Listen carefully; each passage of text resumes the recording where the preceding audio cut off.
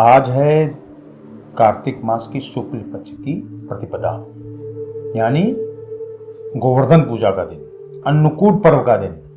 यह दिन केवल पूजा पाठ का नहीं है, वरन प्रकृति, पशु और अन्न, इनके प्रति समाज द्वारा कृतज्ञता ज्ञापित करने का दिन है। स्वागत है मित्रों, आपका हमारे YouTube चैनल विचार प्रवाह द सोशल पर्सपेक्टिव मिश्रा में। और हम अपने सनातन प्रवाह वीडियोस की श्रृंखला में आजकल बात कर रहे हैं दीपावली उत्सव की। दीपावली उत्सव सनातन धर्म का सबसे बड़ा त्यौहार, जो 5 दिनों की पर्वों की त्योहारों की श्रृंखला का एक समूह है। इसमें से आज है चौथा दिन यानी गोवर्धन पूजा का दिन। गोवर्धन पूजा के बारे में एक कथा है कि जब इंद्रदेव नाराज हो गए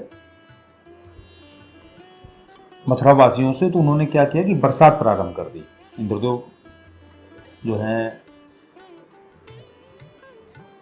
कहा जाता है इंद्रदेव प्रसन्न हो गए तो बरसात होती है, तो इंद्रदेव नाराज हो गए तो बरसात उन्होंने चालू कर दी। और इस तरह की बरसात, भीषण बरसात की एक तरह से प्रलय टाइप की आने की स्थिति हो गई। और चूंकि भगवान ने बाल मतलब श्री कृष्ण के रूप में अवतार ले रखा था, तो इंद्रदेव के इस अहंकार को दूर करने के लिए कि हम चाहेंगे तो बरसात होगी, हम चाहेंगे तो पानी बरसेगा, नहीं तो नहीं बरसेगा, उसको दूर करने के लिए उन्होंने उस वर्षा से रक्षा करने के लिए गोवर्धन पर्वत को अपने उंगली पर उठा लिया और उससे पूरे समाज की रक्षा की। पानी बरसता रहा लेकिन किसी पर कोई फर्क नहीं पड़ा। तो जब इंद्रदेव ने देखा कि अब तो किसी पर कोई फर्क ही नहीं पड़ रहा है, तो वो भी थोड़ा डाउन हो गया।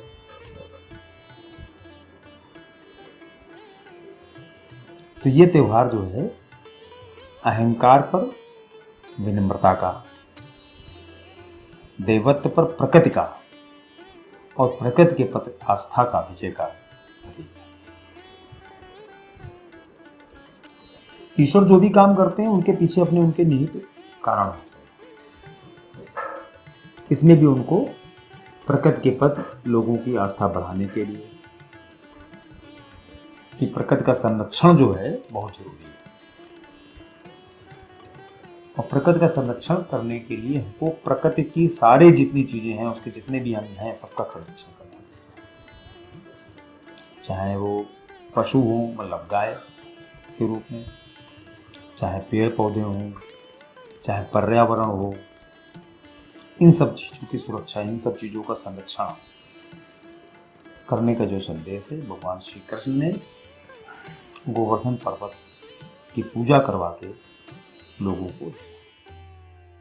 इस दिन जो है अन्नकूट का भी पर्व मनाया जाता है। अन्नकूट मतलब विभिन्न प्रकार के कोट प्रकार के अन्न के मिष्ठान बनाना, अन्न के पकवान बनाना और उनको भगवान को अर्पित करके ग्रहण करना। अपने यहाँ तो रोज ही जो भी भोजन बनता है वो भगवान को अर्पित करने के बाद, उनका भोग लगाने के बाद ही प्रसाद ग्रहण किया जाता है। इस दिन तरह तरह के पकवान बनाए जाते हैं। अपने यहाँ तो प्रचलन में ये हो गया कि बहुत सारी सब्जियों को मिला के लोग अन्नकूट की सब्जी कहते हैं इसको। उसमें 2500 तरह की जो सब्जियां हैं, छोटे टुकड़े सब मिला के उन्होंने सब्जी बना दी। जबकि होना ये चाहिए कि अलग अलग प्रकार के जितने भी व्यंजन हैं उनके अलग अलग प्रकार के सब पकवान बनाने चाहिए। केवल सब्जी बनाने से काम नहीं चलेगा। और बहुत सारे मंदिरों में इस तरह का आयोजन करते भी हैं। जो मंदिर के व्यवस्थापक लोग होते हैं वो अनेकों प्रकार के व्यंजन बनाते हैं, तो भगवान को भोग लगाया जाएगा, उसको लोग ग्रहण करेंगे। और जब अलग अलग प्रकार के भोजन लगाते हैं, उनका पूजन करते हैं, तो यह जो है अन्न के भोजन का, अन्न को की पूजा करने का भी त्योहार हो गया। तो जैसा प्रकृति, गाय मतलब जो वो है अपना जानवर है ना, और अन्न, इन सब की पूजा करना, इनको मान सम्मान दिलाना, इसके लिए इस पर्व का आयोजन किया। उस दिन गौ माता की पूजा का विशेष प्रावधान रहता है ना, गाय बछड़े की पूजा की जाती है। और चूंकि गाय को भारतवर्ष की कृषि अर्थव्यवस्था या पूरी अर्थव्यवस्था, चूंकि भारत एक कृषि प्रधान देश रहा है, तो पूरी देश की अर्थव्यवस्था का एक प्रतीक माना जाता है गाय को, क्योंकि गाय हमको हर तरीके से पोषित करती है। हमारी जो कृषि की गतिविधियां चल रही होती हैं उनसे भी और वैसे भी। आज जब मानव प्रकृति से दूर हो रहा है, तो गोवर्धन पूजा ही हमें सिखाती है कि सच्ची समृद्धि तभी संभव है जबकि हम मिट्टी, जल, वृक्ष, भोजन, मतलब अन्न, इन सब के प्रति कृतज्ञ और संवेदनशील हैं। और दीपावली का प्रकाश पर्व तभी सार्थक हो पाएगा जबकि हम अपनी धरती माँ के प्रति